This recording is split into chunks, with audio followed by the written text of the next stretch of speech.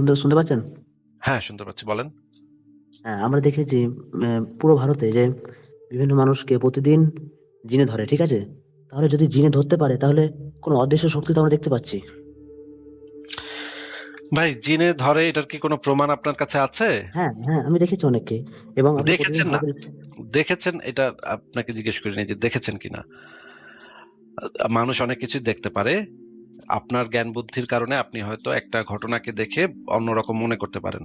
যেমন আমাদের বাংলাদেশে যখন আমি ছিলাম তখন যাদের মৃগরোগ হতো, মৃগরোগ মানে বোঝেন? হ্যাঁ হ্যাঁ হ্যাঁ। মৃগী রোগীদেরকে আমাদের গ্রামে বলা হইতো, মানে বলা হয়তো তার উপরে কালী ভর করছে, হ্যাঁ, মা কালী ভর করে নাকি, হ্যাঁ, তখন এটা মৃগী এটা রোগ হয়। ভাই, এটা তো একটা দুটো নয়। আমি গুগলে রিসার্চ আমি করেছি তো আপনাকে এরকম। একটা দুটো বলি নাই তো ভাইয়া, এটা তো যে একটা দুটো সেটা তো আমি আপনাকে এখনো বলি নাই। আপনাকে আমি একটা ঘটনা বলছি যে আপনি যেটা দেখেছেন সেইটা কোনো প্রমাণ না, এইটার ভিন্ন কোনো কিছু হতে পারে। আপনি যেটা দেখেছেন যে একজন মানুষের হয়তো মানুষ হয়তো চিল্লাপাল্লা করতেছে, হাউকাউ করতেছে, এবং লোকজন এসে বলছে, ওই কলিমুদ্দিনের জিনে ধরছে, চল গিয়ে দেখে আসি। আপনি নাচতে নাচতে দেখতে গেছেন, ওই কারে কলিমুদ্দিনের জিনে ধরছে, দেখি তো গিয়া দেখেন যে কলিমুদ্দিন চিৎপটাং কাজকর্ম করতেছে, ন্যাংটা হয়ে ঘুরতেছে। আপনি কইছেন যে ঠিকই তো, জিনেই তো ধরছে। আপনাকে জিজ্ঞেস করেছিলাম যে তাকে যে জিনে ধরছে এই জিনিসটা কি আপনার কাছে কি কোনো প্রমাণ আছে কিনা, সেই ব্যক্তিটাকে দেখে। তো তার যে জিনেই ধরছে এটা আপনি তো কনফার্ম হইতে পারবেন না, তাই না?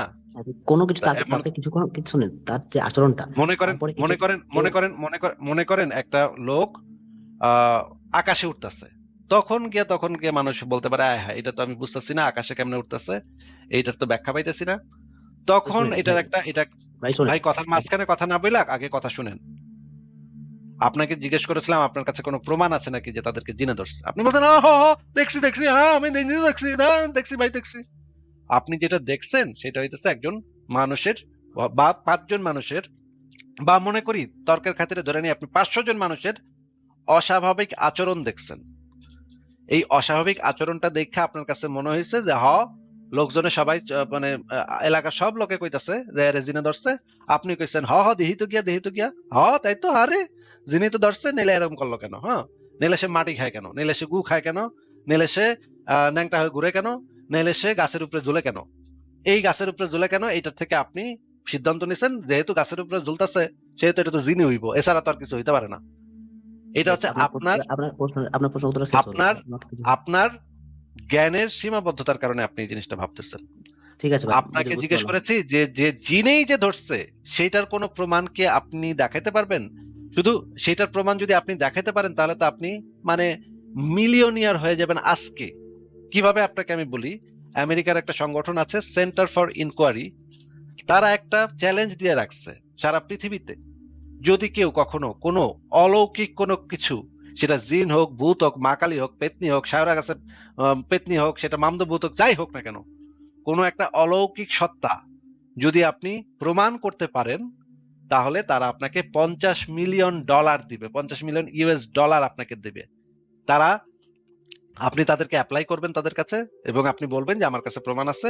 তারা ইনভেস্টিগেট করে দেখবে যে সেখানে আসলেই কোনো অলৌকিক সত্তার কোনো প্রমাণ এটা নাকি। যদি তারা দেখে যে এখানে একটা অলৌকিক সত্তার প্রমাণ পাওয়া যাচ্ছে, তাহলে আপনাকে তারা $50 মিলিয়ন দিবে। মানে $50 মিলিয়ন বাংলাদেশি টাকায় অনেক টাকা, হ্যাঁ, অনেক অনেক টাকা। ঠিক আছে, মানে মানে হচ্ছে গিয়ে $50 মিলিয়ন মানে হচ্ছে গিয়ে মনে করেন 40 কোটি 50 কোটি টাকার মতো হবে। হুম। আপনি তাইলে এখানে বসে আছেন কেন? আপনার কাছে যদি প্রমাণ থাকে তাহলে আপনি এখানে বসে আছেন কেন? আমার লাইফে কেন আইছেন ভাই? এটা তো বুঝতেছি না। আপনি হ্যাঁ ভাই, সেই সেন্টার ফর ইনকোয়ারিতে সেই প্রমাণগুলো জমা দেন, এবং আপনার যে টাকা টোকা দিব সেখান থেকে আমার 10% দিয়ে দিয়েন, যেহেতু আমি আপনার বুদ্ধিটা দিলাম, হ্যাঁ হ্যাঁ। বুদ্ধি পরামর্শ দিলাম, এই জন্য আমার 10% পাঠায় দিয়েন আমার অ্যাকাউন্টে। কোনো অসুবিধা নেই, আমি আপনার জন্য আল্লাহর কাছে খাস দিলে দোয়া করব, কোনো সমস্যা হবে না। হ্যাঁ ভাই, তো উত্তরটা আপনি পেয়েছি সেই টাকাটা টাকাটা তুইলা আপনি কামটা করেন, হ্যাঁ। উত্তরটা পেয়েছি। ভাই এখন উত্তরটা আপনি পেয়েছি। আপনি আপনাকে জিজ্ঞেস করেছিলাম যে মানে আপনি কি জিনের কোনো প্রমাণ দিতে পারবেন কিনা। আপনি বলতেছেন, আমি নিজে দেখছি। একটা বেড়া, আপনি যেটা দেখছেন সেটা যে জিনই ছিল সেইটা তো প্রমাণিত হইতে হবে। সেটা প্রমাণিত না হইলে তখন তো সেটাকে আপনি জিনের প্রমাণ বলতে পারেন না, সেটাকে আপনি শুধুমাত্র বলতে পারেন একটা একজন অস্বাভাবিক বা 5 জন অস্বাভাবিক মানুষের অস্বাভাবিক আচরণ আপনি দেখছেন। সেটা থেকে তো আরেকটা প্রশ্ন, জিনের প্রমাণ শেষ হয় না। আপনাকে এটা শেষ আবারও আমি শেষ প্রশ্নটা কোশ্চেন। করছি যে জিনের প্রমাণ কি আপনার কাছে আছে, বা জিনের কোনো না, প্রমাণ কি আপনি দেখাতে পারবেন? না, আমি দেখাতে পারবো না। তাহলে একটু আগে যে আপনি বললেন আপনি নিজে দেখছেন জিনের প্রমাণ, সেটা কি দেখছেন হ্যাঁ, আপনি? সেটা তো আপনি বলছেন অন্য পাগলের রোগ, এটা বলছেন। তাহলে আপনাকে আমি না কিভাবে না প্রমাণ না, দেখাবো? আপনাকে আপনাকে জিজ্ঞেস করেছি যে তাহলে আপনি কিভাবে বুঝলেন যে সেটা জিনই ধরছে? একই আচরণ তো ওই কারণে হয়। একই রকম আচরণ, যেটা একই কেউ আসে আচরণ তারপর হইলেই যে চলে এটা যায়। জিনে, ওইটা যে জিনে এটা আপনাকে তো কারোর বলতে হয়েছে, আপনি তো আগে থেকে এটা জানা ফেলান নাই, দেখে তো বুঝে ফেলান নাই, কেউ না কেউ আপনারা বলছে যে এই আচরণটা হইতেছে জিনের আচরণ নাকি? হ্যাঁ ভাই, হ্যাঁ, তাহলে প্রশ্নের উত্তরটা মনে আমাকে করেন ভুল আপনি মনে করেন ভাই আপনার তো প্রশ্নের উত্তর পরে আসতেছে, এটা আগে আলোচনা শেষ হোক। মনে করেন একটা লোক পাছা চুলকাইতেছে, এইটা দেখা এখন আরেকজন এসে আপনারা কইছে পাছা চুলকায় যারা তাদেরকে জিনে ধরে, হ্যাঁ জিনে ধরছে ওদেরকে। তখন আপনিও বলছেন যে তাই তো পাছা, তাইলে ওই বেটা পাছা চুলকাইলো কেন? তাইলে তো নিশ্চয়ই জিনে ধরছে। কিন্তু পাছা চুলকাইলে যে জিনে ধরছে, জিনে ধরে, ওইটা যে জিনে জিনে ধরার লক্ষণ, এইটা কি আপনি কোনো এটা কি কোনো প্রমাণিত সত্য?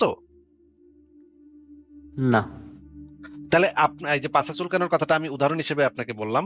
মনে করেন একটা লোক মাথা চুলকাইতেছে বা মাথার চুল টাইনা ছিঁড়তেছে, এইটা তো জিনে ধরার প্রমাণ হইতে পারে না। এইটা হইতে পারে একটা অস্বাভাবিক মানুষের অস্বাভাবিকত্বের প্রমাণ।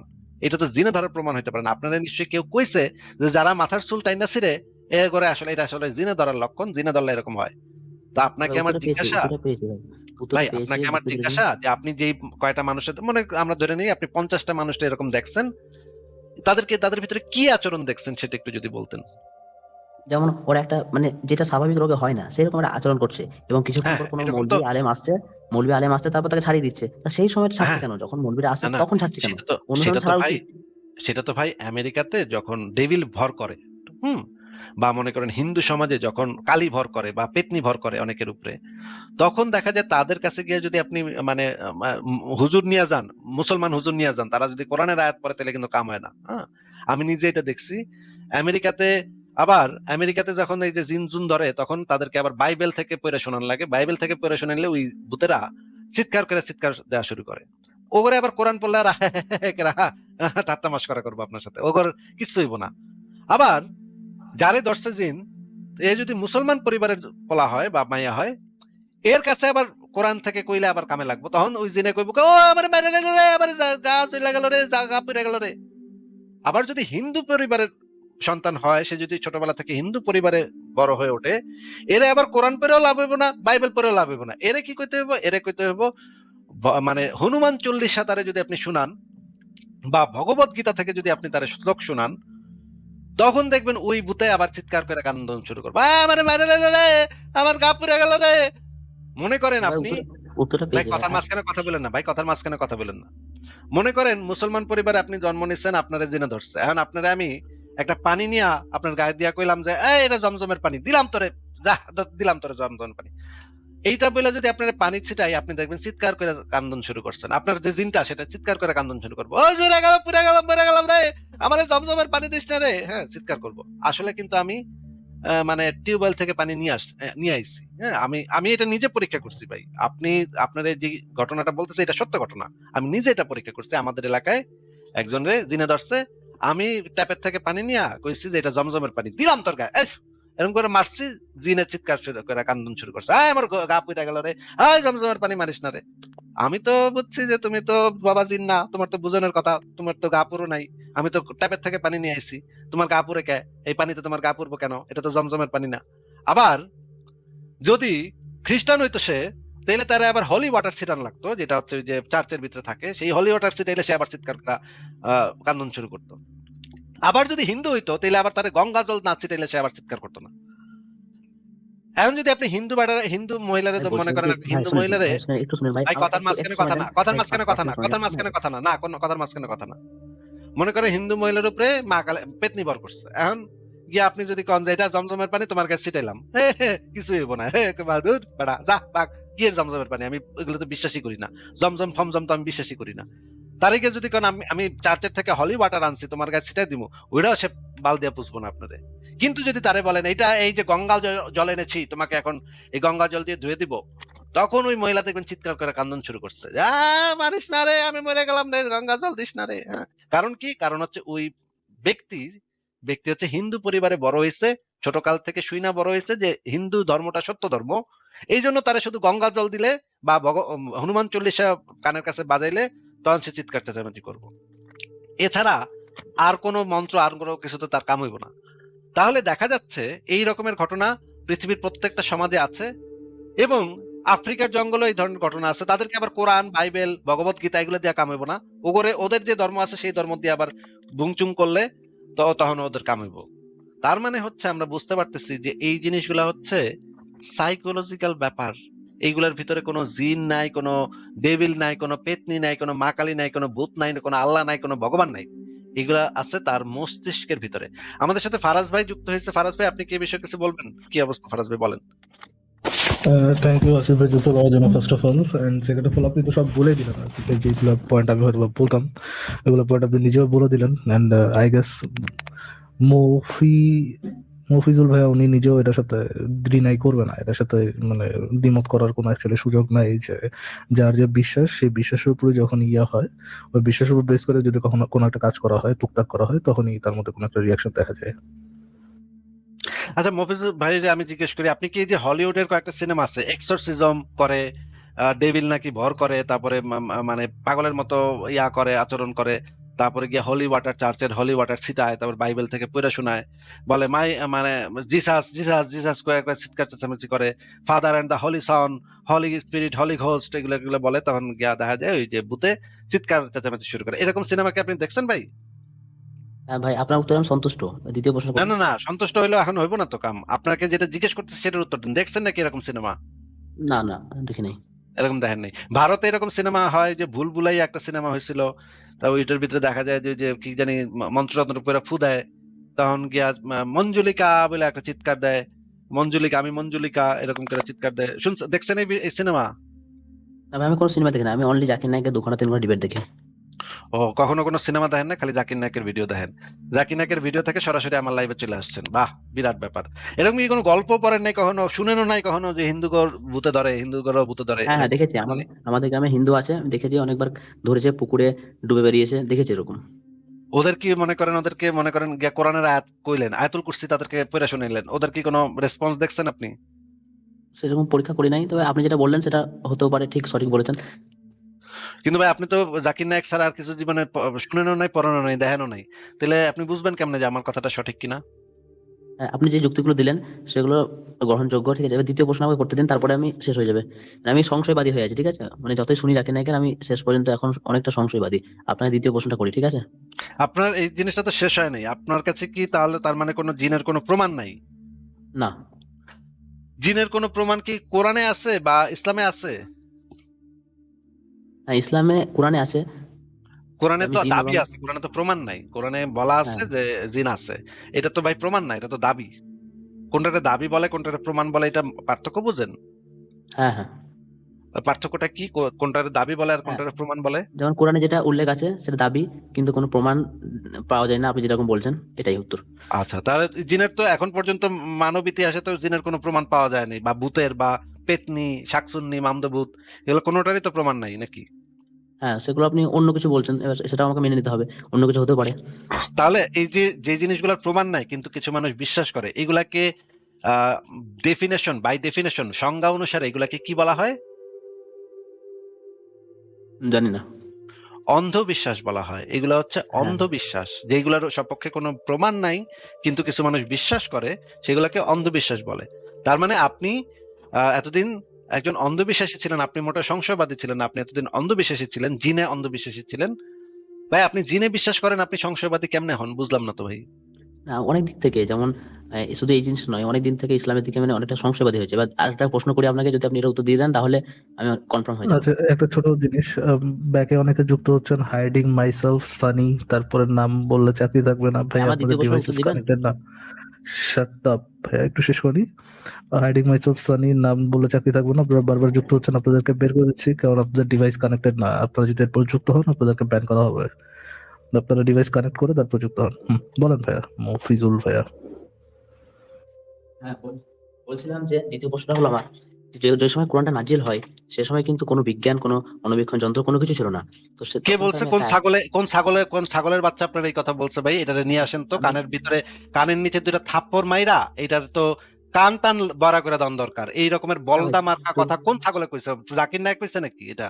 না, শুনেন ভাই, 1400 বছর আগে বিজ্ঞান আমি মানে কোরআন নাজিল হওয়ার সময় এর আগে কোনো বিজ্ঞান টিজ্ঞান কিছু ছিল না। এই বিজ্ঞান আপনি ছিল না বলছি না, ভাই, না আপনি কি বিজ্ঞান ছিল আপনি না। কি আমি আপনি কোন স্কুলে পড়ছেন? কোন স্কুলে পড়ছেন কোন তো ভাই? আল্লাহর রাস্তে কোন পিপিডি তো? High school, PPD high school. High school পর্যন্ত পড়ছেন আপনি? এরপরে পড়েন নাই? না না, এই চলছে তখন। ও, এখন এখন হাই স্কুলে পড়েন আপনি? হ্যাঁ, উচ্চ মাধ্যমিক শেষ হবে। ভাইরে ভাই। আমি সে উফ, বিজ্ঞানের একটা পরিমাপ আছে না, শুনেন, আমি যে আরেকটা কথা বলছি, এটা তখনকার যুগে ও বিজ্ঞান ছিল না। বিজ্ঞান ছিল অন্যরকম বিজ্ঞান ছিল, এরকম খোদাই করাই, ঠিক আছে। আমি যে বিজ্ঞানের কথাটা বলছি সেটা আপনি শুনেন আগে। এই বিজ্ঞানের সময় আবিষ্কার হয়নি বিজ্ঞান এখানে। কোরআন নাজিলের সময় কোনো বিজ্ঞান ছিল না। বিজ্ঞান ছিল, অন্যদিকে ছিল, কিন্তু এই যে অন্যদিকে পরিমাণটা ছিল? মাপা কোন উচিত, দিকে ছিল?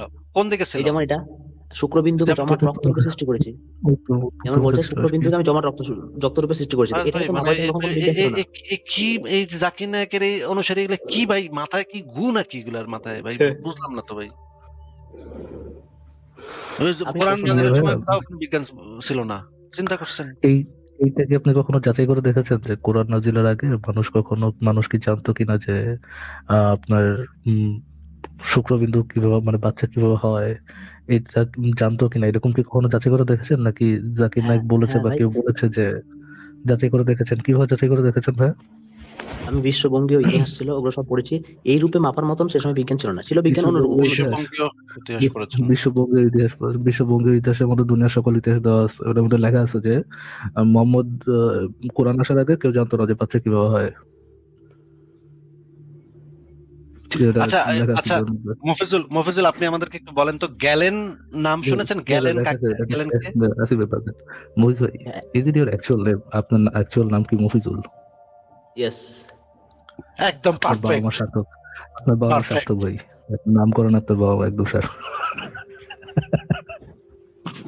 তাদেরকে আমাদের পক্ষ এই থেকে ধরনের একটা স্পেশাল ধন্যবাদ দিবেন। বুঝছেন? সালাম সালাম দেন, আমার পক্ষ থেকে একটা সালাম দেন, আঙ্কেল আন্টিকে একটা সালাম দেন যে লাইভে ভাই, একজনের আপনাদের সাথে কথা কথা শুনে বলেছিলাম যতজন ফারাজ পরিবর্তন জানাল। হবে তাদেরকে পরবর্তীতে ফিরিয়ে আনতে পারবেন তো? শোনেন না, শোনেন না ভাই, আপনি আন্টিকে একটা আমার পক্ষ থেকে একটা সালাম দিয়ে বলেন যে লাইভে একটা ভদ্রলোক আছে ফারাজ জানাল, উনি আপনাকে সালাম দিচ্ছেন, বলছেন যে আমার জন্য একটা পারফেক্ট নাম রেখেছো। মহিষ ভাইয়া, আপনি যে কথাটা বলছেন আপনি নিজেও জানেন যে এই কথাটা সত্য না, যে আপনার কোনো বিজ্ঞানের বইয়ে কোনো ইতিহাসের বইয়ে কোথাও মতো লেখা নাই যে মোহাম্মদ কোরআনে বলার আগে কেউ জানতো না যে বাচ্চা কিভাবে হয়। এমব্রিওলজি সম্পর্কে কারো কোনো আইডিয়া ছিল না, এরকম কোনো বইয়ের মধ্যে লেখা নেই। এটা জাস্ট আপনি কথা বলার জন্য একটা কথা বলে দিচ্ছেন। আপনি এটা একটু যাচাই করে দেখেন, এই আপনি যা বলছেন এটা সত্য কিনা একটু নিজে থেকে যাচাই করে দেখেন। আমি আসিফ ভাই একটা লেখা রেকমেন্ড করতেছি। আসিফ ভাই, আপনার ওই লেখাটার টাইটেলটা কি, যে এমব্রিওলজি নিয়ে যে আপনার নিচে যে বিশদ একটা লেখা আছে, লেখার টাইটেলটা কি আসিফ ভাই? একটু বের করতে হবে, দাঁড়ান দেখি আমি বের করি।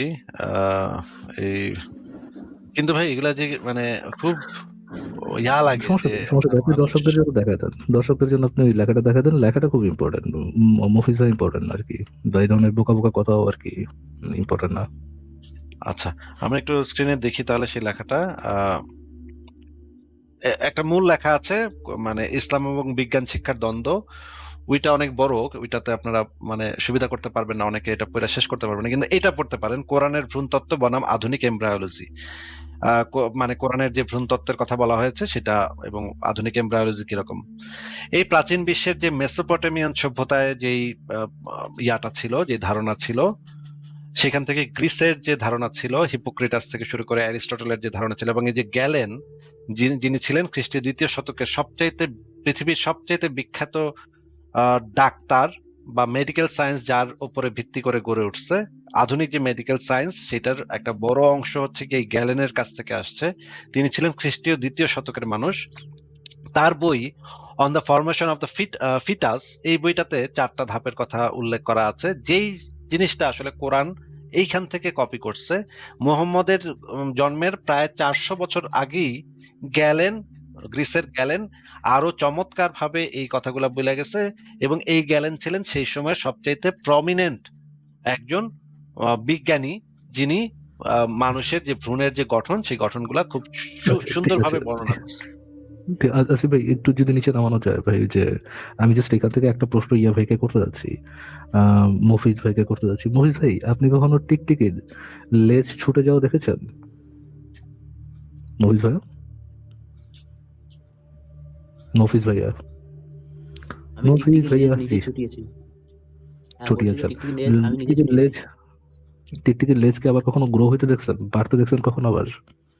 হ্যাঁ, টিকটিকির লেজ যখন বাড়ে, এই জিনিসটা কি এরকম হয়, আগে টিকটিকির হাড্ডি উঠে ওটার মধ্যে, তারপরে চামড়া উঠে, তারপরে মাংস উঠে, এরকমটা হয় নাকি হাড্ডি চামড়া মাংস সব একসাথে হয়, মানে একসঙ্গে হয়?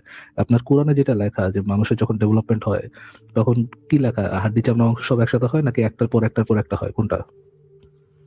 এটা তো ভ্রূণের কথা বলছে ওখানে, কোরআনে যেটা বলছে সেটা ভ্রূণের কথা। ভ্রূণে? টিকটিকির আচ্ছা, লেজের আপনি কি পর বলতে চাচ্ছেন ভ্রূণে, ভ্রূণের মধ্যে আগে হাড্ডি হয় তারপর ওটার উপর মাংস হয়? কোরআনে যেটা বলা আছে, শুক্রবিন্দু থেকে জমাট রক্তরূপে হয়, তারপরে জমাট রক্ত থেকে মাংসপিণ্ড হয়, তারপরে মাংসপিণ্ড থেকে অস্থি, এবার অস্থিকে হুম, মাংস দ্বারা আবৃত করা হয়।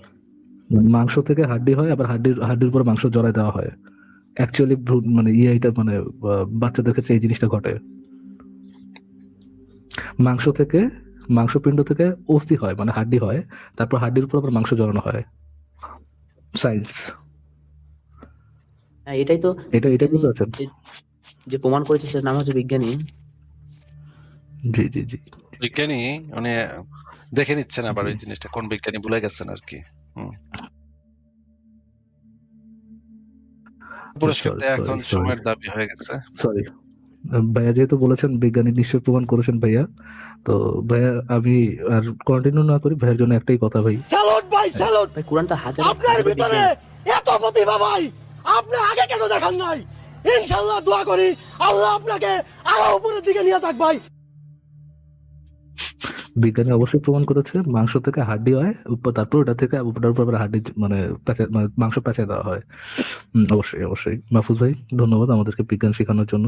আমি আপনি এই লেখাটা একটু পড়ে নিন, ইয়ে থেকে পড়ে আপনি নিজেও চ্যাট জিপিটি থেকে একটু মিলাই নিন, ঠিক আছে মফিজ ভাই? আপনার কাছ থেকে হ্যাঁ, বিজ্ঞান জেনে অনেক ভালো লাগলো ভাই, মফিজ ভাই। আপনার কাছ থেকে আমরা বিজ্ঞান জানলাম, আমরা মানে ধন্য হলাম আর কি। ওকে, ঠিক ঠিক আছে আছে, ভাই। থ্যাংক ইউ তাহলে আপনাদের মফিজ। লাইফ শুনে যারা পরিবর্তন হচ্ছে, ভাই বলছি, আপনাদের লাইফ শুনে যারা পরিবর্তন হচ্ছে তাদেরকে আবার পরবর্তী ফিরিয়ে আনতে পারবেন যদি আপনারা ভুল বুঝতে পারেন। অবশ্যই অবশ্যই, জি ইনশাল্লাহ, তাহলে আল্লাহ তো যদি আমরা দোয়া মাফ। করে আমরাও মফিজের মতো কাজ করবো। থ্যাংক ইউ মফিজ ভাই, যুক্ত হওয়ার জন্য অসংখ্য ধন্যবাদ। আমরা তাহলে আজকে কোনো মুমিন ভাইয়ের সাথে কথা বলি, ঠিক আছে ভাই? ঠিক আছে। ওকে, ভালো থাকবো ভাই। কি আসিফ হচ্ছে ভাই, অবস্থা?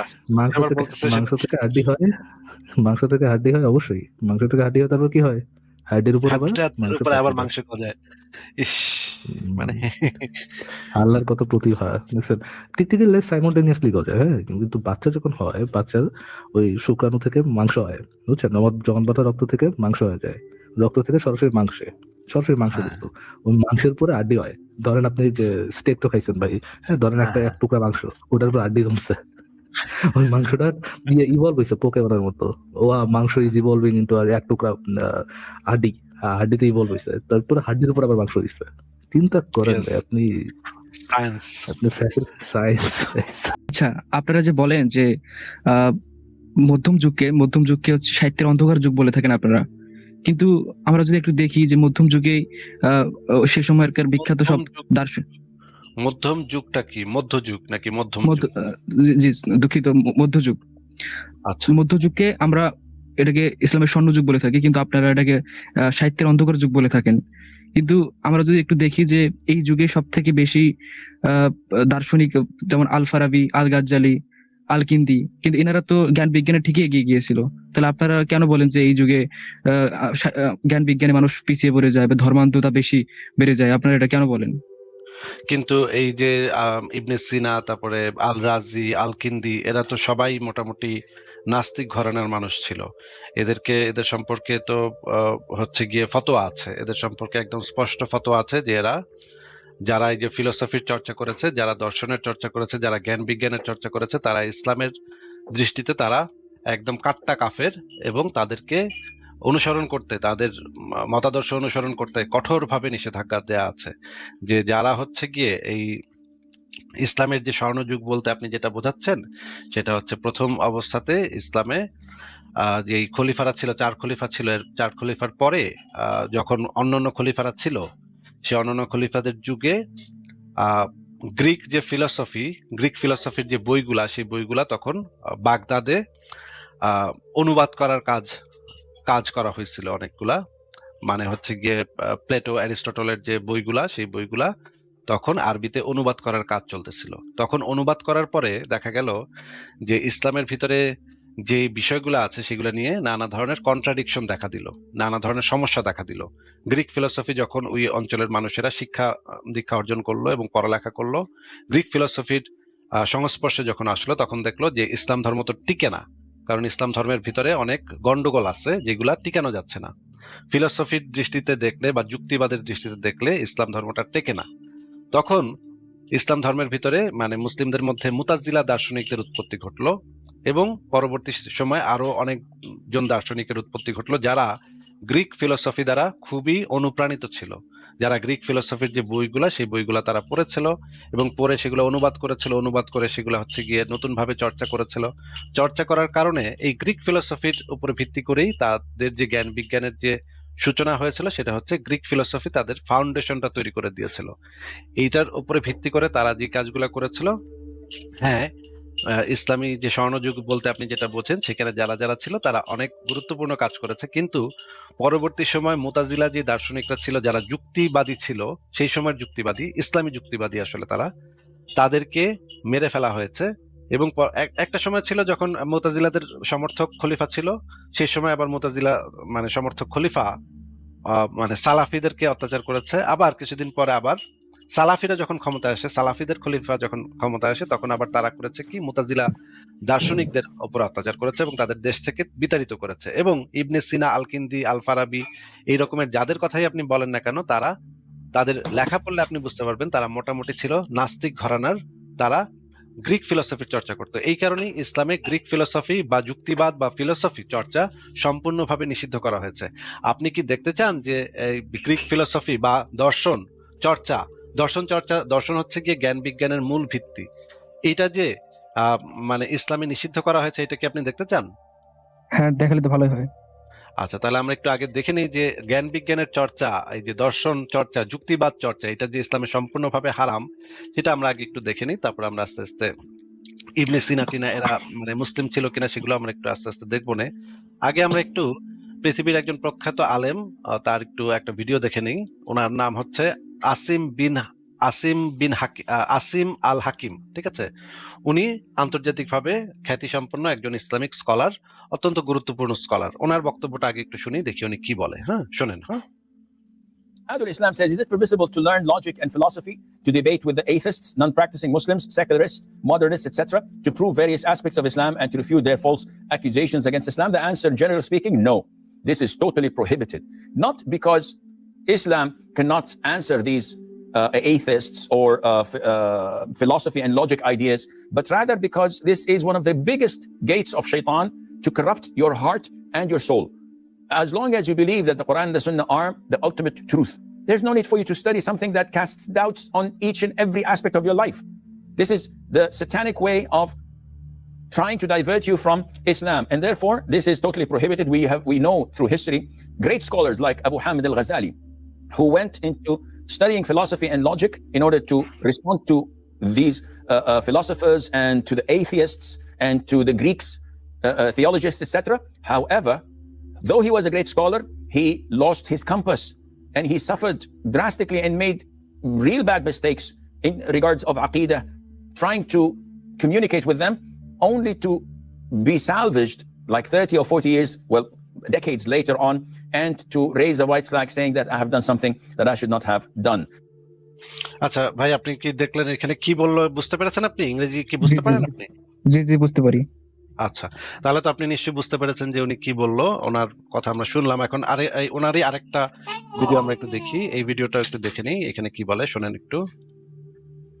The Prophet ﷺ used to seek refuge in Allah Azza wa Jal from knowledge that is not beneficial. أعوذ بك من علم لا ينفع.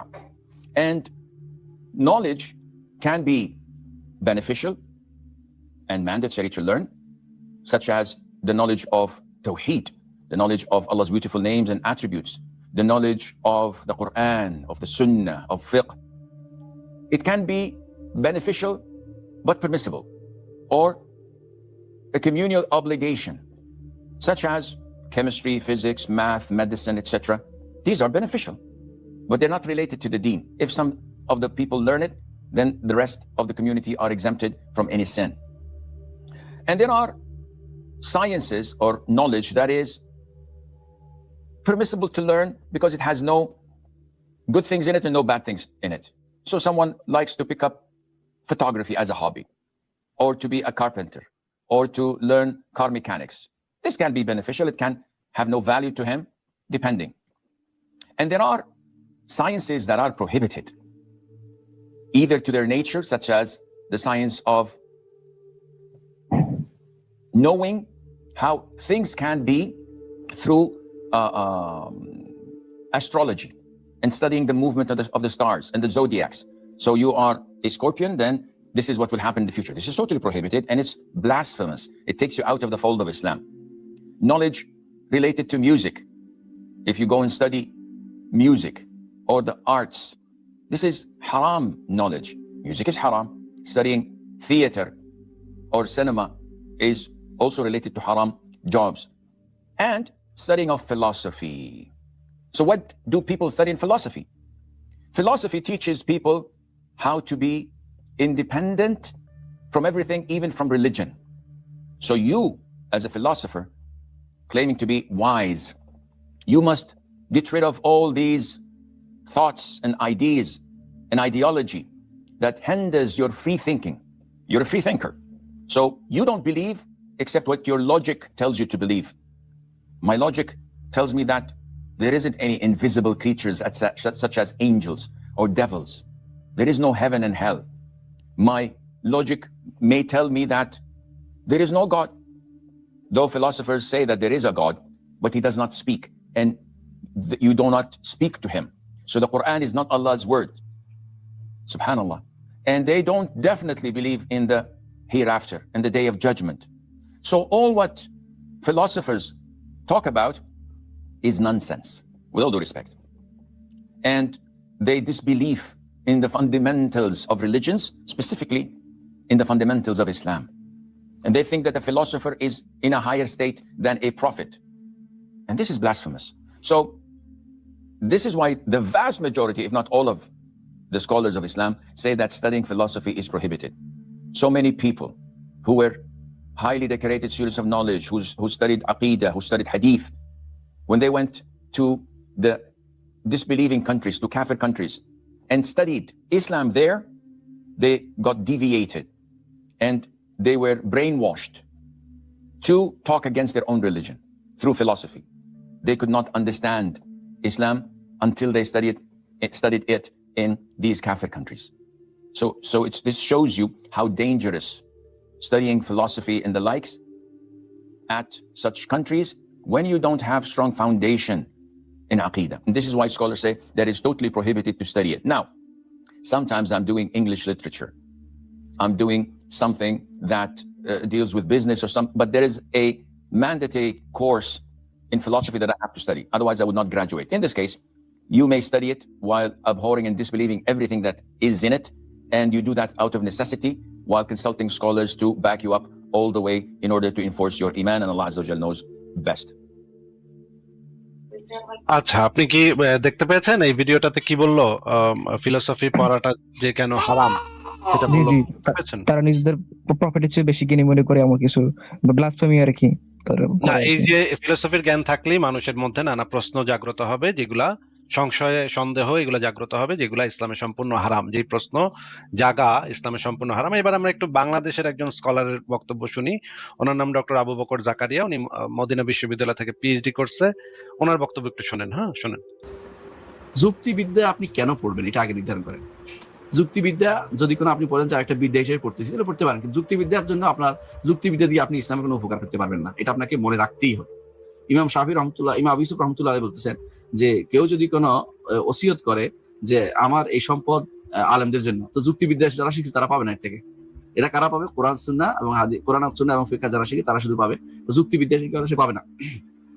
এবং অনুভব ইমাম আবু ইউসুফ থেকে এটাও বর্ণিত আছে, বা শাফি থেকে বিভিন্ন বর্ণায় আসছে এটা, যে ওনাদের নির্দেশ ছিল এটা যে যারা এরকম যুক্তিবিদ্যা শিখে তাদের গাধার ভিতরে চড়াইয়া তাদেরকে সারা শহরে চুনকাল মিথ্যা সারা শহরে ঘুরে দেখা বলবে যে এটা হচ্ছে ওই ব্যক্তি যে ব্যক্তি আল্লাহর দিন ছেড়ে বিভিন্ন জিনিসে নাচড়া করে। এই জন্য আপনি যুক্তিবিদ্যা শিখার যুক্তিবিদ্যা শিখার মূলত কোনো মৌলিক কোনো কারণ নাই। আর যদি এমন বলেন যে আমি যুক্তিবিদ্যা শিখবো, যুক্তিবিদ্যা খণ্ডন করতে, যেমন ইবনে তাইমিয়া করছে, সেটা এরকম যোগ্য ব্যক্তি বলে আপনি বিবেচিত হন, তাহলে আপনি শিখবেন। ব্যক্তিগতভাবে মনে করি না যুক্তিবিদ্যা কোনো বড় ধরনের কোনো কাজ দেয়। শেখ হোসেন ইবনে তাইমিয়া রাহমাতুল্লাহ আলাইহি বলেছেন যে যুক্তিবিদ্যা হচ্ছে এরকম, লাহমু জামালিন গাতিন আলা জাবালিন ওয়াইরিন ফালা সাহলা ফায়ুরতাকা ওয়ালা সামিনা ফায়ুনতাকা। একটা পচা উটের গোশত রাখা হয়েছে পাহাড়ের উপরে, এমন পাহাড় যে পাহাড়ে উঠে যায় না। তো বলছে পচা গোশত রাখা হয়েছে খুব দুর্গম পাহাড়ের উপরে, এখন সেখানে যাওয়া যায় না, সেটা খাওয়া যায় না, আবার গেলেও সেটা পচা গোশত খাইয়া পেট খারাপ করা উপায় থাকে না। এটা হচ্ছে যুক্তিবিদ্যা। মনে রাখবেন, এই যুক্তিবিদ্যা, এই সিস্টেমটি শরীয়ত অনুমোদিত না, এগুলি বেহুদা বিদ্যা, একবারে বেহুদা বিদ্যা। দ্বিতীয়, তিনি আবার উদাহরণ দিয়েছেন একটা জিনিস, সেটা হচ্ছে লা ইয়াহতাজু ইলাইহি যাকি ওয়া লা ইস্তাফিদু মিনাল বালিগ। যুক্তিবিদ্যা হচ্ছে এমন বিদ্যা যেটা বুদ্ধিমানের কোনো দরকার লাগে না, বুদ্ধিমান না পড়ে দুনিয়া পারে, এগুলি বলতে পারে। অর্থাৎ যুক্তিবিদ্যা হচ্ছে বেহুদা বিদ্যা। আমি এই জন্য বলি না কাউকে শিখার জন্য, একেবারে বেহুদা, জীবনেও কাজে লাগবে না আপনার, এমন ইমানিয়ত কাজে লাগবে না, আকীদাত কাজে। এই বিদ্যা একেবারে না হলে কোনো অপকার হবে না। কারণ আপনি জানেন সাহাবায়ে কেরাম জান্নাতি হয়ে গেছে, বিদ্যা লাগে নাই। তাবেঈনরা জান্নাতি হয়ে গেছে, বিদ্যা লাগে নাই। তাবেঈনরা জান্নাতি হয়ে গেছে, বিদ্যা লাগে নাই। আবু হানিফা রাহমাতুল্লাহ আলাইহি এই বিদ্যা থেকে মুখ ফিরিয়ে নিয়েছেন, বলছে যে এই বিদ্যা আমার কোনো কাজে লাগবে না। তারপরে ইমাম মালিক জীবনেও পড়েন না, এই বিদ্যার নাম গন্ধ তিনি জানতেন না। ইমাম শাফিঈ এই বিদ্যা পড়েন নাই কোনোদিন। ইমাম আহমদ ইবনে হাম্বল তো বিদ্যার নাম গন্ধ নাই, দেখছেন না। মালিক, আবু হানিফা, মালিক, শাফিঈ, আহমদ কেউ পড়লো না। সাথে সাথে দেখেন ইমাম বুখারী, মুসলিম, আবু দাউদ, তিরমিজি, নাসাই, ইবনে মাজাহ, ইমাম তাবারানী, অনুরূপভাবে ইমাম আর যত ইমাম আছে, এরা কি কোনোদিন যুক্তিবিদ্যা পড়ছে? কিন্তু ওদের কি কোনো ক্ষতি হয়েছে? দিন মানতে অসুবিধা হয়েছে? যুক্তিবিদ্যা দিয়ে ওদের কোনো উপকার হয়েছে? হয় নাই।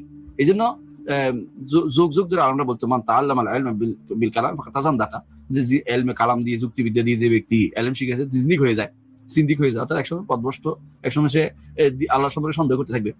আবার তারাও বলেছেন যে ওমান তাআল্লামা কিমিয়া ফাকাদ ফালসাফা, যে ব্যক্তি কেমিক্যাল, তখনকার দিনে কেমিক্যাল এক ধরনের হাস্যকর জিনিস, এটা লাগে ওটা মিলিয়ে একটা বানাইতো, তেমন এটা দিয়ে করতে, এটা দিয়ে কেউ তাকে পয়সাও বানাইতো। এই পয়সা কাজে লাগে না, রাস্তাঘাটে চলে না, এগুলো হচ্ছে শুধু গরমে দেখানো যায়, বেলকি দেখানো যায় শুধুমাত্র। আপনি দেখেন, হলে তো জাদুকররা পয়সা লইতে বেশি, জাদুকররা ফকির, জায়গায় জায়গায় জাদু দেখাইয়া করে টাকা পায়, এটা দিয়ে চলে। তো সে যদি জাদু দিয়ে টাকাই বানাইতে পারতো, তাহলে জাদুটা লক্ষ লক্ষ টাকা বানাই ফেলতে পারতো। এর অর্থ হচ্ছে এরা হচ্ছে ভেলকিবাজ। আপনি ভেলকিবাজি শিখবেন কেন? আপনি কোরআন শিখুন, হাদিস শিখুন, আপনি ইমামদের মতো হন, আপনার পূর্বসূরি নির্ধারণ করুন, আপনার আদর্শ কারণ তার আগে ঠিক করে নেন, তারপর আপনি সেটাতে যান। এটা ইনশাআল্লাহ আপনার কাজ দেবে। আশা করি বুঝাতে পারছি আপনাকে যে এই বিদ্যার কোনো প্রয়োজন নেই, এই বিদ্যা একদম ফালতু বিদ্যা। এবং যারা এই বিদ্যা পড়ে, তারা এটা অহংকার যারা করে, তারা নিজেরা অহংকারী, তারা বুঝে না আল্লাহর দিন সম্পর্কে, তারা অজ্ঞ। তারা তাদের উস্তাদ মানছে কাদেরকে জানেন? গ্রিক দর্শন, যারা নাস্তিক, যারা আল্লাহ সম্পর্কে সবচেয়ে অজ্ঞ, যারা আল্লাহ সম্পর্কে কিছুই জানতো না, এবং আল্লাহ বলতে তারা বুঝতো মাথার ব্রেনে যা আছে তা, এই জন্য একটা ধারণা করা জিনিস। এবং তাদের অথবা তাদের চামনা যারা আছে, ইবনে সিনা, ফারাবি, কিন্দি, এগুলি দর্শনকে, এগুলি দর্শন বস্তা বস্তা দর্শন, এগুলি কোনো গুণে যারা দর্শন, এগুলি কোনো কাজে লাগে না। এগুলি কিছু মানুষ এসে এখন নতুন করে আবার চালু করার জন্য এগুলি দেওয়ার অর্থ হচ্ছে কোরআন এবং সুন্নাহর বিরোধিতা করা। কোরআন ও সুন্নাহ হচ্ছে দর্শন নয়, যুক্তিবিদ্যা নয়। কোরআন ও সুন্নাহ হচ্ছে ঈমান বিদ্যা, গায়বিয়াতের উপর ঈমান, গায়বী জিনিসের উপর ঈমান রাখা। আর হচ্ছে যুক্তি দিয়ে ঈমান আনাবেন, যুক্তি দিয়ে ওই যে ঈমান আল্লাহ তাআলা আমাদেরকে দায়িত্ব দেন না, এটা আমাদের দরকার নেই। আলহামদুলিল্লাহ। আচ্ছা, আপনি কি শুনতে পাইছেন ইবনে সিনা, আল-কিন্দি, ফারাবি ওনাদের সম্পর্কে কি বললো? শুনেছেন? জি জি জি, শুনতে পারছি। আচ্ছা, আমরা আরো ভালোভাবে যাচাই করব। আপনি এই লেখাটা পড়ে দেখতে পারেন, এই লেখাটার ভিতরে এই সব রেফারেন্স একসাথে দেয়া আছে, এবং সব কিছু, এই যে এটার নাম হচ্ছে ইসলাম কি যাচাই করার সুযোগ দেয়, এই লেখাটা আপনি ভালোভাবে পড়বেন, এটার ভিতরে সমস্ত দলিল প্রমাণ দেয়া আছে। এবার আমরা একটু দেখি যে ইবনে সিনা সে তার সম্পর্কে আসলে কি বলে, আলেমরা কি বলে, পৃথিবীর বিখ্যাত আলেমরা তার সম্পর্কে কি বলে, আমরা একটু দেখি। দেখেন এখানে কিন্তু একদম পরিষ্কার ভাবে, আচ্ছা এই একটু দেখে নিই, দেখেন ইবনে সিনা, ফারাবি, আল-কিন্দি, এই তিনজন ছিল মুসলিম আকীদা ধ্বংস করার প্রথম পথ দেখিয়েছে এরা। অথচ এদের আপনার কাছে খুব প্রিয় নাম, এদের নাম শুনলে আপনি এদের নামে মজা দেন, এদের নামে আপনি হাসপাতাল দিচ্ছেন, এদের নামে আপনি প্রতিষ্ঠান করতেছেন, এদের নামে আপনি মুসলিম নাম দিচ্ছেন, বিভিন্ন মুসলিম প্রতিষ্ঠানের নাম দিচ্ছেন। এর অর্থ হচ্ছে আপনি জানেন না কোথা থেকে আকীদা নিতে হবে। আমাদের আকীদা নিতে হবে কোরআন থেকে, আমাদের আকীদা নিতে হবে হাদিস থেকে, আর আমাদের আকীদা নিতে হবে সালফে সালেহিন, সাহাবায়ে কেরাম যেটার উপরে একমত হয়েছেন সেখান থেকে, আর আমাদের আকীদা নিতে হবে বিশুদ্ধ আকল থেকে। এটা 3 নম্বর। 4 নম্বরে যাবে আর আকীদা নিতে হবে ফিতরাত থেকে, যে আল্লাহ আমাদেরকে দিয়ে দিয়েছেন, ফিতরাতাল্লাহিল্লাতী ফাতারান নাস আলাইহা লা তাবদীলা লিখালকিল্লাহ। এগুলি বাদ দিয়ে যে ব্যক্তি মনে করবে আমার বিবেকে যথেষ্ট, বিবেক থেকে আকীদা নিবে, অথবা বিবেক থেকে আকীদা নিয়ে গ্রন্থ লিখেছে সেগুলি পড়াচ্ছে, লক্ষ লক্ষ ছাত্র সেখান থেকে বের হচ্ছে, তারা যখনই আপনি বলবেন রব্বুল আলামিন আরশের উপরে উঠেছেন, তারা বিশ্বাস করবে না। কেন বিশ্বাস করে না? আপনি দেখবেন তারা উপরে আল্লাহকে বিশ্বাস করে না। আমি আপনাকে যদি পড়ে শুনে আপনি আশ্চর্য হবেন, এদের গ্রন্থে কি লেখা আছে আমি আপনাকে একটু পড়ে শোনাবো, আপনি একটু শুনে আশ্চর্য হবেন তারা কি বলতেছে, তারা কি বলে, এরা কি আসলেই সত্যিকার অর্থে ঈমানের কথা বলছে কিনা। আপনি শুনেন কি বলে, শুনেন। আল্লাহ তাআলা সম্পর্কে আকীদা রাখে, বলতেছে আল কাদিম আল হাইয়ুল কাদিরুল আলিম লাইসা বিআরদিন, লাইসা বিআরদ, আল বুঝেন, তার কোনো গুণ নাই, অর্থাৎ কোন গুণ আনা তিনি। তারপরে ওয়ালা জিসমিন, এবং তার কোনো অস্তিত্বশীল কিছু নাই। ওয়ালা জাওহার, তার কোনো মানে তার হওয়ার মতো কিছু থাকে, জাওহার বলা হয় অনুপরমাণু, মানে এরকম কিছু হতে পারবে না তিনি। আচ্ছা, ওয়ালা মুসাওয়ার ওয়ালা মাহদুদ, এবং তিনি আরশের উপরে থাকতে পারবেন না। ওয়ালা মাহদুদ ওয়ালা মুতাবাঈদ, এবং তার কোনো, তিনি আল্লাহ যে সমস্ত কথা তার কোরআনে বলেছে, হাদিসে বলেছে, কোনোটাই থাকতে পারবে না। ওয়ালা মুতাহাইয়িজ, এবং তিনি আরশের উপরে থাকতে পারবেন না। ওয়ালা মুতারাক্কিব, এবং তার কোনো হাত থাকতে পারবে না, এবং তিনি যা বলেছেন যে তার চেহারা আছে এটাও থাকতে পারবে না। ওয়ালা ইউসাফু বিল কাইফিয়া ওয়ালা বিল মাহিয়া ওয়ালা ইতামাক্কানু ফি মাকান, কোন স্থানে তিনি নাই, কোন জায়গায় তিনি নাই, অর্থাৎ তিনি আরশের উপর নাই। এবং এইভাবে বলতে বলতে শেষ পর্যন্ত বলে দিয়েছে যে আল্লাহকে দেখা যাবে, এইটা বিশ্বাস করলো, তবে কোন দিকে দেখা যাবে তা বলা যাবে না। নাউযুবিল্লাহি মিন যালিক। এইটা মুখস্থ করানো হয় আপনাদের প্রতিষ্ঠানগুলোতে। সেই প্রতিষ্ঠানগুলো থেকে আপনার এই প্রতিষ্ঠানগুলো কথায় কথায় ক্বালা আল্লাহু ওয়া ক্বালা রাসূল শিক্ষা দিবে। আপনি কোনটা গ্রহণ করবেন আপনি সিদ্ধান্ত নেন। আপনি কি তথাকথিত গ্রিক দার্শনিকদের বক্তব্য নেবেন, আপনি কি তথাকথিত ওই কালাম শাস্ত্রবিদদের তথাকথিত পচা জিনিস নেবেন, নাকি আল্লাহর কথা রাসূলের কথা যেখানে বলা হয়েছে সেটাই নেবেন, আল্লাহর বাণীতে যা বলা হয়েছে সেটা নেবেন? একজন গবেষক ছিলেন, তিনি ডাক্তারি বিদ্যায় খুব পারদর্শী ছিলেন, তবে ছিলেন কারামাতা ফেরকার লোক ছিলেন। এবং তিনি বলতেন যে আমরা হাকিম আমরিল্লাহর, আমি এবং আমার পিতা, তিনি বলছেন আর কি, ইবনে সিনা বলছেন, তিনি এবং তার পিতা তারা হাকিম আমরিল্লাহর ইবাদত করতে স্পষ্ট তিনি উল্লেখ করেছেন। তিনি কেউ বলে যে তিনি ইবনে সিনা কোরআন হেফজ করেছেন, ওই সমস্ত কোরআন হেফজের কাজ হবে না। অর্থ হচ্ছে কি জন্য, হেফজ করলে কত কাফের হেফজ করলে কোনো কাজ হবে না, কারণ হচ্ছে তারা আসলে ইমানদার ছিলেন না। এটা হলো বিশুদ্ধ মত। ইবনে তাইমিয়া, ইবনুল কাইয়িম, শেখ সালেহ ফাওজান সহ শুধু তারা নয়, এই বিষয়ে আমরা ফেসবুকে লিখেছি এবং এই বিষয়ে ইসলাম হাউসও আছে, আপনারা www.islamhouse.com আছে, তো আপনারা এগুলোতে দেখে নেবেন যে ইবনে সিনা সম্পর্কে আসলে কি। ইবনে সিনা আসলে ইমানিয়াত ক্ষেত্রে যা বলেছে সবগুলি ভুল, অর্থাৎ তার দার্শনিক চিন্তা ভাবনা সবগুলি ভুল, একটাও শুদ্ধ নাই, একেবারে শুদ্ধ না। কারণ সে গ্রিক দর্শনটাকে অনুমোদন নিজের মতো করে সাজিয়ে মুসলিমদের মধ্যে চালাতে চেষ্টা করেছে। ইবনে সিনা, ফারাবি এগুলি এই জিনিসগুলো মুসলিমদের মধ্যে আমদানি করে মুসলিমদের মধ্যে সমস্যা তৈরি করেছে। এর জন্য এগুলি পুরোটাই ভুল। ইবনে সিনার যে জিনিসটা আলোক উজ্জ্বল এবং সমুজ্জ্বল, সেটা ইবনে সিনা ডাক্তার ছিলেন। একজন ডাক্তার তার ডাক্তারি বিদ্যায় যে জিনিসটা পারদর্শী হতে পারে সেটা আমরা অস্বীকার করি না। একজন কাফেরও যদি কোনো ডাক্তারি বিদ্যা ভালো করে আমরা তার ডাক্তারি নিতে কোনো সমস্যা আমরা মনে করি না। এই জন্য ইবনে তাইমিয়া রহমতুল্লাহ আলাইহি এবং ইবনুল কাইয়িম এবং ইমাম আমাদের সালেহ ফাওজান আলেম এবং কি অনেকগুলো ফতোয়াতে আপনি দেখতে পাবেন যে ইবনে সিনা আসলে কাফের ছিল, ইমানদার ছিল না। ইবনে সিনাকে কাফের বলছে এই জন্য তার কর্মকাণ্ডের কারণে, তার যে সমস্ত কথা সেগুলির কারণে। হ্যাঁ, আমরা সুনির্দিষ্টভাবে কাউকে কাফের আমরা বলা নিয়ম না, কিন্তু এটা বলার কারণ হচ্ছে তার এটা প্রমাণিত হয়ে গেছে এই জন্য। আচ্ছা, আপনি কি শুনতে পাইছেন যে ইবনে সিনা, যে ফারাবি, আল-কিন্দি ওনারা যে কি ছিল, এবং এই বিষয়ে যে সরাসরি সৌদি আরবের ফতোয়াও আছে যে ইবনে সিনা একদম কাট্টা কাফের। অনেক জায়গাতে বলা হয়েছে ইবনে সিনা শুধুমাত্র কাফেরই না, সে হচ্ছে কাফেরদের সর্দার, সে হচ্ছে কাফেরদের মানে নাস্তিকদের পিতা, নাস্তিকদের সর্দার বলছে তাকে। এই যে দেখেন islamweb.net এ একটা বিখ্যাত ফতোয়া আছে, 87,783 নম্বর ফতোয়া, আপনি অনলাইনে সার্চ করলে এটা পেয়ে যাবেন।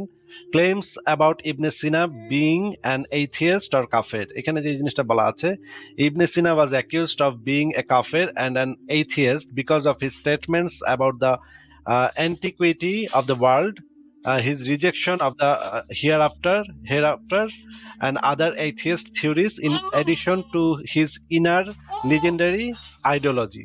মানে একদম খুবই পরিষ্কার ভাবে ইবনে সিনাকে কাফের বলা হয়েছে, মানে কোনো সংশয় সন্দেহ কিছুই নাই। এই সৌদি আরবের যে সালাফি আলেম তারা কিন্তু সহজে কাউরে কাফের বলে না, মানে সরাসরি নাম ধরে কখনো কাউরে কাফের বলে না। তারা কিন্তু এই যে এখানে দেখেন সব পরিষ্কার ভাবে, other scholar stated that Ibn Sina was an atheist before sheikh blah blah blah. Ibn Taymiyyah ওই কথা বলছে। ইবনে সিনা যে কাফের ছিল এই বিষয়ে আসলে ইসলামের যে বড় বড় সালাফি আলেম তাদের কারোর মধ্যেই কোনো সংশয় সন্দেহ নাই। এখন আপনি যদি এই বিষয়ে আরো জানতে চান তাহলে এই সংশয়.com এ অনেকগুলো লেখা আছে এই বিষয়ের উপরে, যে ইসলামের যে আপনি যেটা বললেন যে ইসলামের যে স্বর্ণযুগ, এই যে দেখেন ইসলামের স্বর্ণযুগ, গোল্ডেন এজ, বিস্তৃতির ধুলো সরিয়ে জ্ঞানের আলোর খোঁজে। এই লেখাটা যদি আপনি পড়েন, এখানে আপনি বিরাট, এটা অনেক বড় একটা লেখা, এটার ভিতরে বিভিন্ন যে ঘটনাবলী, সেই ঘটনাবলী কি কি ঘটেছে, কোনটার পরে কি ঘটেছে, কাগজের বিপ্লব, তারপরে এই যে বায়তুল হিকমা গঠন, তারপর হচ্ছে গিয়ে ক্যালিগ্রাফির প্রচলন, এগুলা বীজগণিতের উদ্ভব, শূন্য থেকে, এই শূন্যের ধারণা আবার ভারত থেকে নেওয়া হয়েছিল।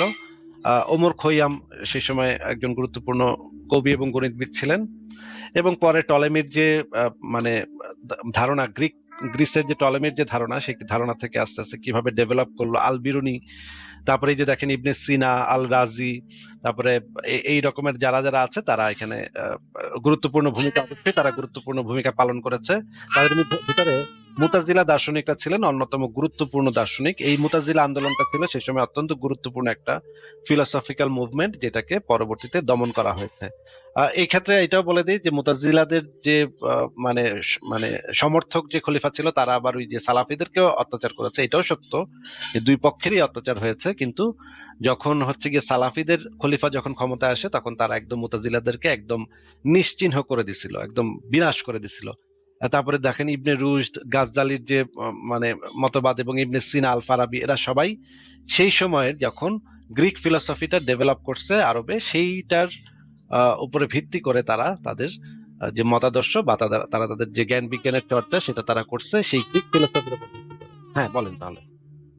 আচ্ছা, আপনি যে ভিডিওগুলো দেখালেন সেখানে মানে স্পষ্ট বলা আছে যে ইসলামের দৃষ্টিতে দর্শন বা ফিলোসফি এটা চর্চা করা যাবে না, তাই না? কিন্তু যুক্তিবাদ, ফিলোসফি, দর্শন, যুক্তিবাদের ফাউন্ডেশন হচ্ছে গিয়ে যেটা মানে যুক্তিবিদ্যার যে মৌলিক সূত্র, সেটা হচ্ছে অ্যারিস্টটলের দেয়া। হ্যাঁ, যুক্তিবিদ্যা চর্চা করার যে মৌলিক যে কাঠামো, যে মানে স্ট্রাকচার, সেটি আসলে অ্যারিস্টটলের তৈরি করা, গ্রিক ফিলোসফার অ্যারিস্টটলের তৈরি করা। এখন যদি গ্রিক ফিলোসফি যদি আপনি বাদ দেন, তাহলে যুক্তিবিদ্যা এবং ফিলোসফির কিছুই আর বাকি থাকে না। এবং যুক্তিবিদ্যা এবং ফিলোসফিকে বলা হয় সকল জ্ঞানের জননী, মানে সকল জ্ঞানের মা হচ্ছে গিয়ে ফিলোসফি। এখন আপনি যদি ফিলোসফি বাদ দেন, তাহলে তো আসলে বাদ বাকি সবকিছু সেখানে কাটা পড়ে যায়, আসলে বাদ বাকি কিছু থাকে না আর। এখন আপনাকে আপনি কি ডক্টর আব্দুল্লাহ জাহাঙ্গীর, ওনার নাম শুনেছেন? বাংলাদেশের একজন প্রখ্যাত আলেম ডক্টর আব্দুল্লাহ জাহাঙ্গীর। না শুনিনি। আচ্ছা, উনি বাংলাদেশের একজন প্রখ্যাত আলেম, উনি মারা গেছে। ওনার একটা বই আছে আল ফিকুল আকবর, এই বইটার নাম শুনেছেন আপনি? না, শুনিনি। মানে হচ্ছে এই বইটার ভিতরে উনি যেটা মানে দেখিয়েছেন যে ইমাম আবু হানিফার যে ফিকা, সেই ফিকাটা তিনি ব্যাখ্যা করেছেন এই গ্রন্থটার ভিতরে। এই গ্রন্থটা আমরা একটু দেখি, আপনি যদি একটু পড়তে চান, তাহলে আপনি একটু পড়ে শোনাইতে পারেন আমাদেরকে, পড়ে শুনে আমাদেরকে বুঝাই দিতে পারেন যে এখানে কি লেখা। আমার ফোন থেকে মানে ছোট দেখা যায়, তো পড়া যাচ্ছে না মানে। আচ্ছা, ফোন থেকে ছোট দেখা যায়, এই জন্য পড়া যাচ্ছে না। এই গ্রন্থটার নাম হচ্ছে আল ফিকুল আকবর। এই গ্রন্থটা হচ্ছে বাংলা মানে ইসলামের সবচেয়ে গুরুত্বপূর্ণ আকিদা গ্রন্থের একটা, মানে ইমাম আবু হানিফার আকিদা, যেটা সম্পাদনা করেছেন ডক্টর আব্দুল্লাহ জাহাঙ্গীর। বাংলাদেশের সবচাইতে বড় আলেম যাকে বলা হয়, বাংলাদেশের সবচাইতে বড় আলেম যাকে বলা হয় আব্দুল্লাহ জাহাঙ্গীর, যাকে ওই যে আহমদুল্লাহর গুরু, হ্যাঁ, আহমদুল্লাহকে চেনেন? জি, ওনাকে চিনি। এই আহমদুল্লাহর গুরু হচ্ছে ডক্টর আব্দুল্লাহ জাহাঙ্গীর, তার বই এটা।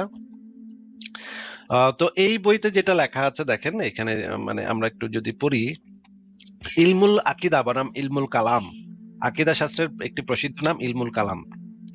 এখানে দেখেন যেটা বলা হয়েছে, সর্বাবস্থায় ইলমুল কালাম বলতে দর্শন, যুক্তিবিদ্যা ভিত্তিক ধর্মতাত্ত্বিক আলোচনা বা গবেষণা বোঝানো হয়। এখানে যে জিনিসটা বলা হচ্ছে আপনি নিজে পড়ে নিতে পারেন, আমি পড়ে শোনাইতে পারি, কিন্তু অনেক বড় এটা, তো ভাই পড়া আমার পক্ষে এখন আর সম্ভব না, আপনি পড়ে নিতে পারেন। আচ্ছা, ঠিক আছে, পড়ে নিতে পারবো, ঠিক সমস্যা নেই। কিন্তু এখানে আপনাকে যে জিনিসটা দেখাতে চাচ্ছি সেটা একটু দেখাই, যে এই বিষয়ে যেটা বলা হয়েছে, যে যারা এই ইলমুল কালামের চর্চা করবে, মানে ফিলোসফি বা যুক্তিবিদ্যা, যেটা হচ্ছে গ্রিক ফিলোসফি, সেটার চর্চা করবে, বা গ্রিক যুক্তিবিদ্যা সেটার চর্চা করবে, তাদেরকে আধার পিঠে চড়াইয়া বা বেতের বাড়ি দিয়া খেজুরের ডাল দিয়া তাদেরকে পিড়াইতে পুরা এলাকায় ঘুরাইতে হবে, মাথায় আলকাতরা মাইখা। হ্যাঁ, এইটা হচ্ছে কি এদের শাস্তি, এদেরকে এইভাবে শাস্তি দিতে হবে। কেন? তোরা ফিলোসফি চর্চা করছস, এই জন্য তাদেরকে এইভাবে এই যে দেখেন এখানে বলা আছে, ইমাম শাফি বলেন, যারা ইলমুল কালাম চর্চা করে তার বিষয়ে আমার বিধান এই যে তাদেরকে খেজুরের ডাল ও জুতা দিয়ে পেটাতে হবে, এভাবে মহল্লায় মহল্লায় ও কবিলা সমূহের মধ্যে ঘুরিয়ে নিয়ে বেড়াতে হবে এবং বলতে হবে যারা কিতাব ও সুন্নাহ ছেড়ে ইলমুল কালাম মনোনিবেশ করে তাদের জন্য এই শাস্তি। এটা হচ্ছে গিয়ে যারা হচ্ছে ইলমুল কালামের চর্চা করবে তাদের জন্য এই শাস্তির কথা বলা হয়েছে। হ্যাঁ হ্যাঁ, এবার বলেন আপনি। কিন্তু আমাদের বাংলাদেশে যে বিশ্ববিদ্যালয়গুলো আছে, তারপর বিভিন্ন কলেজগুলো আছে, সেগুলোতে যখন ফিলোসফি পড়া হয় এবং সেই ফিলোসফি গুলো যারা প্রফেসর বা যারা পড়ায় বিশ্ববিদ্যালয়গুলোতে, তারা তো সকলেই ইসলামিস্ট এবং 5 ওয়াক্ত নামাজ পড়ে, এরকম মানে ধার্মিক, কিন্তু তারা কি না জেনে এগুলো পড়ায়? অনেকে হয়তো মানে মানে মানে ইনকামের জন্য করে, কারণ তারা মন থেকে এই ফিলোসফি জিনিসগুলো পড়তে চায় না, মন থেকে এই জিনিসগুলোকে তারা মানে শ্রদ্ধাও করে না। ফিলোসফির যে চিন্তা, যে মুক্ত চিন্তা, এই জিনিসটাকে তারা শ্রদ্ধাও করে না, তারা পেটের ধান্দায়। মানে অনেকে দেখেন বাংলাদেশে যারা ফিলোসফিতে ভর্তি হয় তারা তো ইউনিভার্সিটিতে চান্স না পাইলে তখন দেখা যায় ফিলোসফি থাকে শেষের দিকের একটা সাবজেক্ট, তখন গিয়ে তারা এখানে গিয়ে ভর্তি হয়। দেখে ভর্তি পরীক্ষা একদম শেষের দিকে থাকে তাদের সিরিয়াল, তখন গিয়া ফিলোসফিতে গিয়ে ঢুকে। হ্যাঁ, ফিলোসফি তো কে পড়তে চায় না, কারণ ফিলোসফি তো বাংলাদেশের যে ফিলোসফি, সেই ফিলোসফি তো আপনি কি ইন্টার পাস করেছেন? না, আমি এবার বিশ্ববিদ্যালয় ভর্তি পরীক্ষার জন্য কোচিং করতেছি। আচ্ছা, ভর্তি পরীক্ষার কোচিং, যখন ভর্তি পরীক্ষা দিবেন এখানে তো আপনার কি আপনি কি ফিলোসফি সিলেক্ট করবেন, নাকি আপনি সিলেক্ট করবেন কম্পিউটার সায়েন্স, তারপরে অন্য অন্য সাবজেক্ট যেগুলো ভালো সাবজেক্ট, যেগুলোতে অনেক ভালো চাকরি বাকরি পাওয়া যায়? ফিলোসফিতে তো কেউ পড়তে চায় না, তাই না? জি সেটা তো জি জানেন। জি, এখন অবশ্যই। ফিলোসফিতে মনে করেন যারা মানে ঢুকে, তারা তো হইতেছে ওই যে শেষের দিকে ছাত্র, যারা হচ্ছে গিয়ে টাইনা টুইনা বা ওয়েটিং লিস্টে থাকে, বা টাইনা টুইনা গিয়া ঢুকতে পারছে, কোন রকমে ঢুকতে পারছে। হ্যাঁ, দৈরা টুইরা হাতে পায়ে দৈরা টুইরা মানুষের মানে কোন চিপা চাপা দিয়ে ঢুকে পড়ছে। আমি সবাইকে এটা বলতেছি না, কিছু কিছু মানুষ আসছে যারা ফিলোসফিকে ভালোবাসে, এবং আমিও ব্যক্তিগতভাবে ফিলোসফিকে অনেক, ফিলোসফি আমার খুবই গুরুত্বপূর্ণ মনে করি, ফিলোসফিকে আমি অত্যন্ত সম্মান করি। আমি মনে করি ফিলোসফি সমস্ত জ্ঞানের মূল এবং সমস্ত জ্ঞানের জননী হচ্ছে ফিলোসফি। কিন্তু বাংলাদেশের যে অবস্থা সেটার কথা আমি বলতেছি, যে বাংলাদেশে তো আসলে ওই যে শেষের দিকের ছাত্ররা গিয়া ফিলোসফি পায়, টাইনা টুইনা যারা ঢুকতে পারে, ওয়েটিং লিস্টে যারা থাকে একদম শেষের দিকে, তারা গিয়া চিপা চাপা দিয়ে ফিলোসফিতে ঢুকে। এই রকমের ছাত্ররা যারা বাধ্য হয়ে ফিলোসফি পড়তে গেছে, তারা তো ভাই কি করবে? তারা তো গিয়া পরে গিয়া দেখা যাবে ইউনিভার্সিটির টিচার হয়েছে, কিন্তু তারা তো আসলে পড়তেই চায় না, ফিলোসফি পড়তেই চায় না, তাদের তো ইচ্ছাও ছিল না, তাদের কোনো ইয়াও ছিল না, প্রত্যাশাও ছিল না যে তারা ফিলোসফি পড়বে। তো এই ফিলোসফি যদি তারা পড়ে, এখন এই রকমের লোকরা তো পেটের ধান্দায় পড়ে, তারা তো ফিলোসফিকে ওন করে না, বা ফিলোসফিকে ভালোবাসা যে ফিলোসফি পড়তেছে তা তো না ভাই, নাকি? জি জি। আচ্ছা, আর কি কোনো কিছু বলবেন আপনি? না না, ধন্যবাদ। ধন্যবাদ। আচ্ছা, ঠিক আছে, তাহলে আপনাকে বিদায় জানাই, ভালো থাকেন। মোহাম্মদ যে এক রাতে 13 জন বা 11 জন স্ত্রীর সাথে 9 থেকে 11 জন, 9 থেকে 11 জনের সাথে, জি। এতে কেউ মানে অন্য যে বউগুলো মানে ওদের কি কোনো মতামত ছিল যে ওরা এতে স্যাটিসফ্যাকশন ছিল ওদের, বা ওদের কোনো ক্রাইটেরিয়া সেট করেছে? মানে ওরা কি যখন ইসের মধ্যে, যখন হচ্ছে আপনার যখন ইউরোপিয়ানরা দাস ব্যবহার করতো, ইউরোপিয়ান দাসের কথা বলতে চাইছে যেন আমাদের ওটার ভিজুয়ালাইজেশন আসতে পারে। ইউরোপিয়ানরা যখন দাসদেরকে নিয়ে আসতো, যখন একটার পর একটা কাজ করে তো তাদের দ্বারা, তাদের কি অ্যাকচুয়ালি মতামত নেওয়া হইতো, বা মতামতের কোনো ধার হইতো যে তারা এই কাজটা করতে দিতে? কোরআনে বলা আছে না যে মানে বউদের মানে সম্মতি বা বিয়ে করা তখন, কিসের সম্মতি?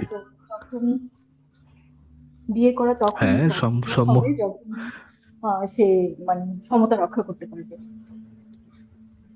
হ্যাঁ, এটাও বলা আছে যে সে সমতা রক্ষা করতে পারবে না, এটাও বলা আছে। দুটো একসাথেই বলা, যে বিয়ে করতে পারবে তখনই যখন হচ্ছে তুমি সবাইকে সমান অধিকার দিতে পারবে, এবং এটাও বলা আছে যে তুমি সমান অধিকার দিতে পারবে না সবাইকে।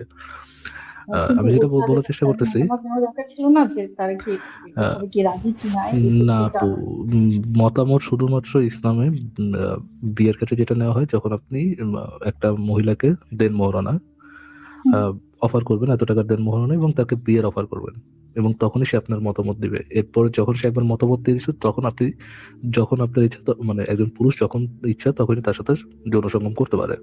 কেন করতে পারে? কেননা যেই দেন মোহরানাটা দেওয়া হয় নারীকে, সেই দের মহারণাটাই হচ্ছে নারীর, not my word, Islamic word, নারীর যৌনাঙ্গ ভোগের মূল্য। নারীর যৌনাঙ্গ ভোগ করার যেমন একজন প্রস্টিটিউটকে যে পরিমাণ টাকা দেওয়া হয়, টাকা দিয়ে তার বডিকে ইউজ করা হয়, ইসলামের পয়েন্ট অফ ভিউ থেকে নারীর যৌনাঙ্গটাকে এককালীন কেনা হয় আর কি। এককালীন কিনে, এবং এককালীন কিনে মালিকের মতামত অনুযায়ী, মানে দেশের স্বামীর মতামত অনুযায়ী স্বামী তার স্ত্রীর যৌনাঙ্গ ভোগ করতে পারে। এক্ষেত্রে স্ত্রীর আলাদা দেশের কনসেন্টের দরকার নেই। একটু জোরে বলবেন, আপনার কথাটা বুঝতে পারতেছেন, একটু জোরে বলা যায়? ইসলাম নারীকে দিয়েছে সর্বোচ্চ সম্মান, না কি যেন আছে না, এটা বলে যায়। এখানে একটা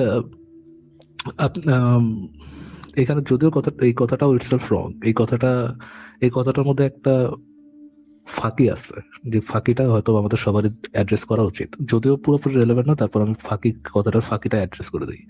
ইসলাম নারীকে সর্বোচ্চ সম্মান দিয়েছে, যদি দিয়েও থাকে যেটা দেয়নি সেটা হচ্ছে সমান অধিকার। সর্বোচ্চ অধিকার না, সমান অধিকার। সম্মানটা কি ধরেন কোন পয়েন্ট অফ ভিউ থেকে বলা হয় ইসলাম নারীকে সর্বোচ্চ সম্মান দিয়েছে? এই পয়েন্ট অফ ভিউ থেকে বলা হয় যে মায়ের পায়ের নিচে সন্তানের বেহেস্ত। এই পয়েন্ট অফ ভিউ থেকে বলা হয় যে নারীকে সর্বোচ্চ সম্মান দেওয়া হয়েছে। বা নারী কোন একটা মানুষের, কোন একটা মুমিনের ঘরে, মুসলমানের ঘরে যদি কোন একটা নারী সন্তান হয়, তাহলে ওই নারী সন্তান তাকে তার বাবাকে জান্নাতে নিয়ে যেতে সব হেল্প করে। এই টাইপের উদ্ভট কিছু কথা বলা আছে, যদিও এই কথাগুলো একটু কন্ট্রাডিক্টরি, মানে লাস্ট কথাটা একটু কন্ট্রাডিক্টরি, যে নারী আসলে সে নিয়ামত বাড়ে বা বাড়ে, এগুলোর কথাটা একটু কন্ট্রাডিক্টরি, বাট তারপরেও হচ্ছে আপনার এই পয়েন্ট অফ ভিউ থেকে বলা হয় নারীকে দেওয়া হচ্ছে সর্বোচ্চ সম্মান। কিন্তু যে জিনিসটা দেওয়া হয় না সেটা হচ্ছে নারীর অধিকার, নারীর মানে সমান অধিকার।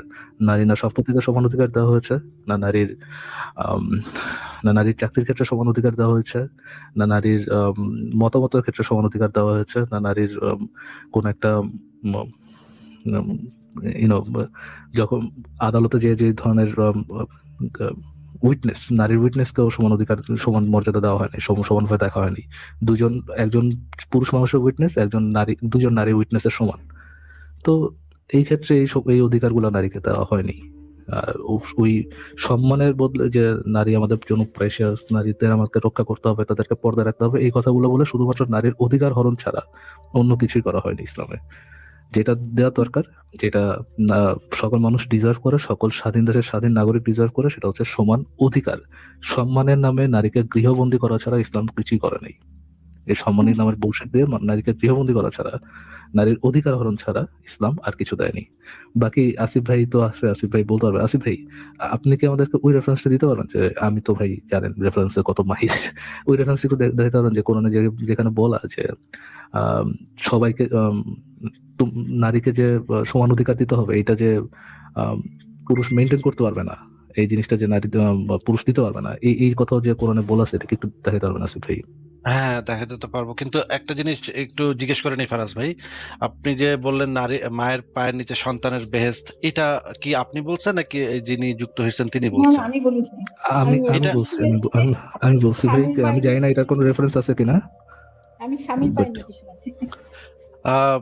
মায়ের পায়ের নিচে সন্তানের বেহেস্ত এরকম কোন এটা তো জাল হাদিস না। হ্যাঁ, এটা তো এরকম তো কোনো ইয়া নাই। জেনুইনলি আসিফ ভাই, এটা বানোয়াট, এটা স্ক্যাম। এই কথা বলে কি মুমিনরা বলবে ভাই আমি হচ্ছে গিয়ে বাটপারি করতেছি? ভাই একটা হাদিসে বলা আছে যে জিহাদ করতে যাচ্ছিল, তখন বলা আছে তুমি তোমার মায়ের সেবা করো। এটা ওই স্পেসিফিক ওই ব্যাটারে বলছিল, কারণ তার পরিবারে আর কেউ নাই, সে চলে গেলে তার মা আর কি মরে যাবে আর কি, অবস্থা খুবই খারাপ ছিল, এই জন্য এটা বলছে।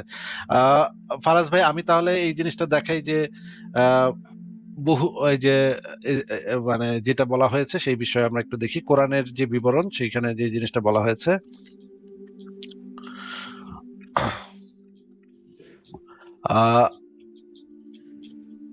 কোরআনে এই বিষয়ে দুইটা আয়াত আছে, দুইটা আয়াতে আমি দেখাচ্ছি পরপর।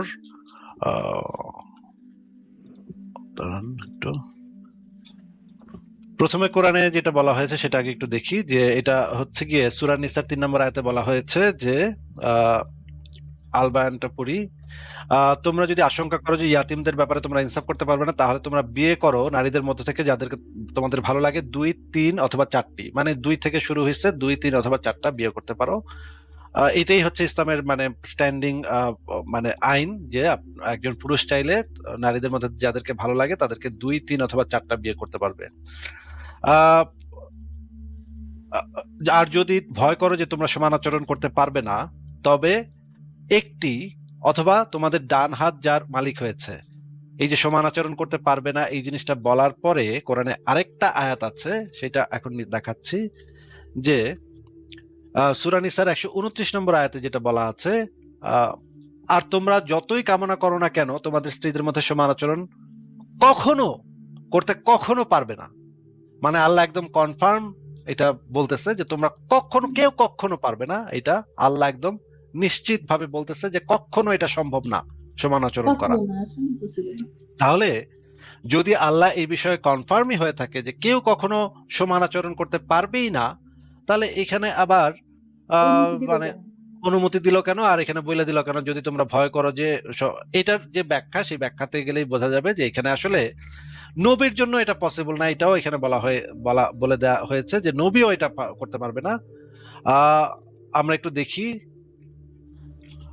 হাদিস থেকে যে জিনিসটা জানা যায়, হাদিস থেকে দেখি সহিহ বুখারী ইসলামিক ফাউন্ডেশন 4699 নম্বর হাদিসে যেটা বলা হয়েছে, ইবনু আব্বাস মানে মুহাম্মদের যে একদম পরিবারের লোক এবং সবচেয়ে বড় মুফাসসির, ইসলাম কোরআনের সবচেয়ে বড় মুফাসসির, তিনি বলেছেন, তুমি শাদী করেছো? একজনকে জিজ্ঞেস করলো, তুমি শাদী করেছো? আমি বললাম না। তিনি বলেন, শাদী করো, কেননা এই উম্মতের মধ্যে শ্রেষ্ঠ ব্যক্তি যিনি, তার অধিক সংখ্যক বিবি ছিল।